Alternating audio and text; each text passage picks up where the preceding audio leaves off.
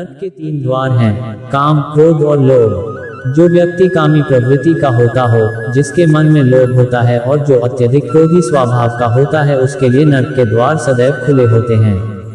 अर्थात ऐसे व्यक्ति को तो सिर्फ नर्क में ही जगह मिलती है। तो आप जो चाहते हैं उसके लिए नहीं लड़ते हैं, तो जो खोया उसके लिए मत रो। मनुष्य सब कुछ चाहता है पर सब कुछ उसे नहीं मिल सकता।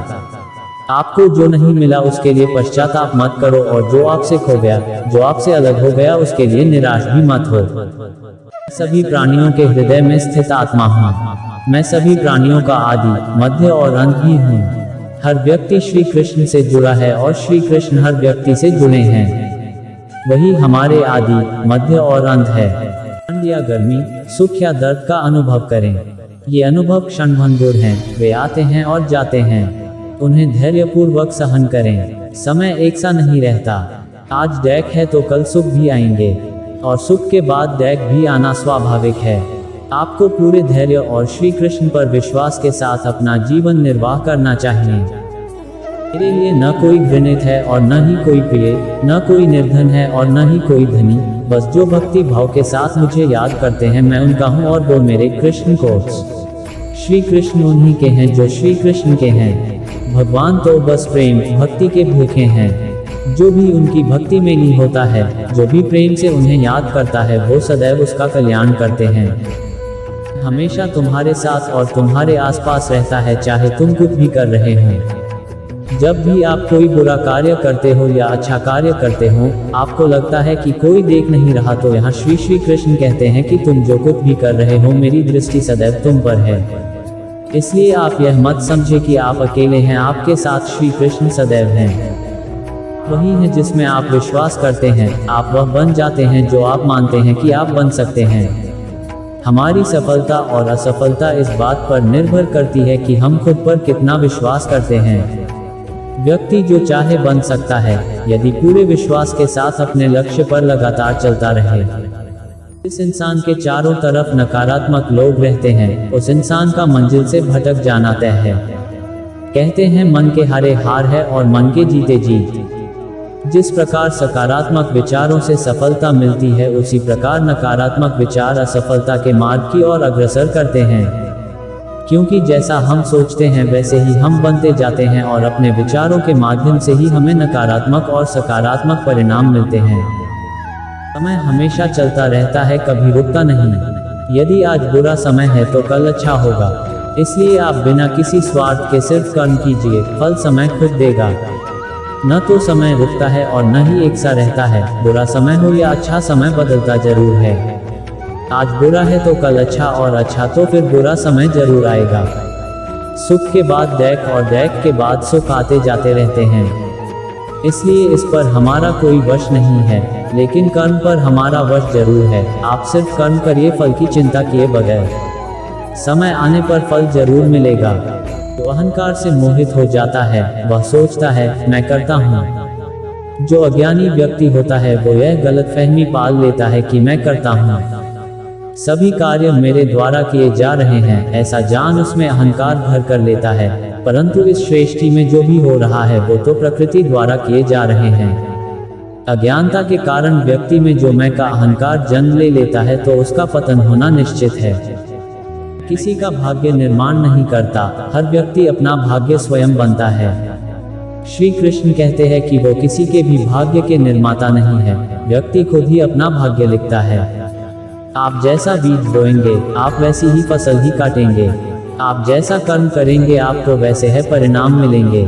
यदि विद्यार्थी मन लगाकर पढ़ाई करेंगे तो परीक्षा में सफल होंगे।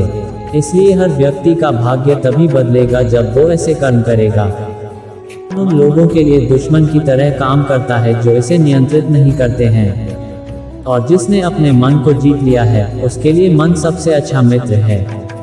क्रोध में इंसान भ्रमित हो जाता है, और भ्रम से बुद्धि व्यग्र डिस्टर्ब हो जाती है, और अपने गलत फैसले के चलते उसका पतन डाउनफॉल शुरू हो जाता है। जो कर्म में अकर्म देखता है और अकर्म में कर्म देखता है, वह मनुष्यों में बुद्धिमान होता है। केवल कर्म के हकदार हैं, उसके फल के कभी नहीं। मनुष्य अपने विश्वास से निर्मित होता है। जैसा वह मानता है, वैसा ही वह है। आत्मा विनाश से परे है, कोई भी उस आत्मा का अंत नहीं कर सकता जो अनंत है।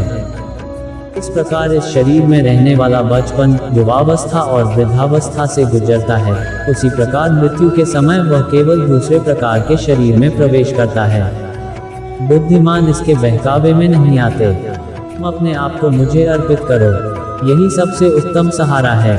जो इसके सहारे को जानता है वह भय, चिंता, शोक से सर्वदा मुक्त है। कोई भी व्यक्ति जो अच्छा काम करता है उसका कभी भी बुरा अंत नहीं होगा, चाहे यहाँ या आने वाले संसार में। जो पहले विष जैसा लगता है लेकिन अंत में अमृत जैसा स्वाद लेता है, यह सत्व का आनंद है जो स्वयं के साथ शांति से पैदा हुआ है। सभी स्वार्थी इच्छाओं पर काबू पाना पर्याप्त नहीं है, स्वामित्व और अहंकार को वश में करना भी आवश्यक है। इसे तुम अपना समझकर मग्न हो रहे हो, बस यही प्रसन्नता तुम्हारे दुखों का कारण है।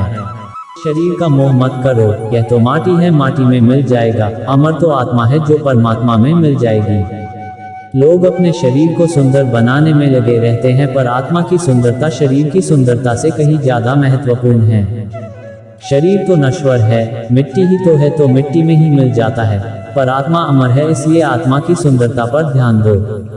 आत्मा की सुंदरता अपने को श्री कृष्ण में लीन करने में मिलती है। जो हुआ अच्छा हुआ, जो होता है अच्छे के लिए होता है। कभी कभी विपरीत परिस्थितियां हमारी वर्तमान स्थिति को अच्छा करने के लिए आती हैं। चंचल है, इसे और संयमित करना कठिन है, लेकिन यह अभ्यास से वश में हो जाता है। मन चंचल होता है, यह इधर उधर भागता है और किसी भी कार्य की एकाग्रता का दुश्मन है। लेकिन यदि यह व्यक्ति के वश में हो जाए तो इससे अच्छा कोई मित्र नहीं है। मन को एकाग्र करना जरूरी है, बस थोड़े से प्रयास और अभ्यास की जरूरत है। सत्य कभी नष्ट नहीं हो सकता। अच्छा करने से नहीं डरना चाहिए। लोग अक्सर सच कहने से बचते हैं या डरते हैं, पर सत्य कभी छुप नहीं सकता और न ही कभी मिट सकता है। कितना भी छुपा लें पर सच तो उजागर हो ही जाएगा। इसलिए जो बात सच पर आधारित हो उसे करने या कहने और मानने से कभी नहीं डरना चाहिए। और सब कुछ करो जो तुम्हें करना है, लेकिन लालच से नहीं, अहंकार से नहीं, वासना से नहीं, ईर्ष्या से नहीं, बल्कि प्रेम, करुणा, नम्रता और भक्ति के साथ। भगवान श्री कृष्ण इस अनमोल वचन के माध्यम से कार्य करने की नियत का उल्लेख करते हैं। जब किसी भी कार्य करने में अगर लालच होगा, बेईमानी होगी, जलन होगी, तो वो कामना तो सही होगा और न ही उसके परिणाम फलदायी होंगे। इसके अतिरिक्त जिस कार्य को हम पूरे मन से प्रेम पूर्वक करेंगे तो वो न सिर्फ हमारे लिए बल्कि समाज के लिए भी हितप्रद होगा। यह शरीर तुम्हारा है और न तुम इस शरीर के। यह शरीर तो अग्नि, जल, वायु, पृथ्वी, आकाश से बना है और इसी में मिल जाएगा। परंतु आत्मा स्थिर है, फिर तुम क्या हो? अपने अनिवार्य कर्तव्य का पालन करें, क्योंकि क्रिया वास्तव में निष्क्रियता से बेहतर है। मनुष्य ही एक ऐसा प्राणी है जो कर्म करता है, इसलिए कर्म करना प्रत्येक व्यक्ति का धर्म भी है। कर्म कार्य करने वाला व्यक्ति है कर्मवीर कहलाता है। इसलिए कार्य करते रहना खाली बैठे रहने से हमेशा बेहतर होता है। यही सृष्टि का आदि, मध्य और अंत हूँ। भगवान श्री कृष्ण ही इस सृष्टि के पालनहार है। वही इस संसार की शुरुआत थे, वही मध्य और वही अंत होंगे।